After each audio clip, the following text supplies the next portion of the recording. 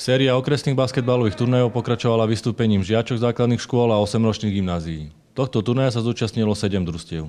3 základné levodské školy, 2 levodské gymnázia, základná škola Nižnej Repaše a základná škola zo Školskej ulice v Spišskom Podhradí. Tak ako aj u chlapcov boli rozdelení do 2 základných skupín. Nasadené štátne gymnázium vyhralo svoju skupinu a zákonite postúpilo do finále.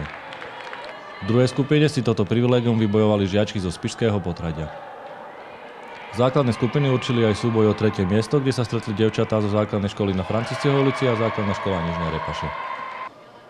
Úspešnejšie z tohto duelu vyšli žiačky z Repaš a obsadili sympatické 3. miesto po výhre 8-4.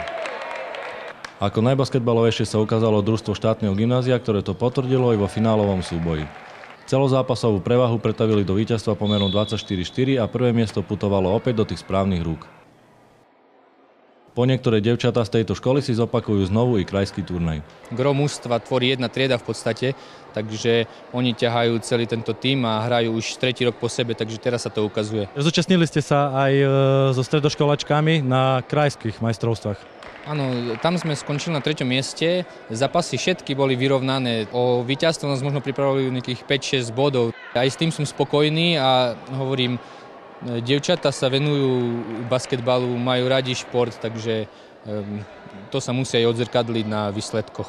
Celkové 2. miesto patrí porazenému finalistovi zo Spišského Podhradia a za svoj výkon sa nemusia vôbec hanbiť. Bolo to podstatne lepšie ako chlapci, lebo tí vlastne neobhájili svoje umiestnenie z minulého ročníka, dievčatá vlastne to potvrdili. Myslím, že okrem toho víťaza tie ostatné družstvá boli veľmi vyrovnané, takže my sme so svojím výsledkom spokojní a dúfam, že to zase potvrdíme aj na budúci rok.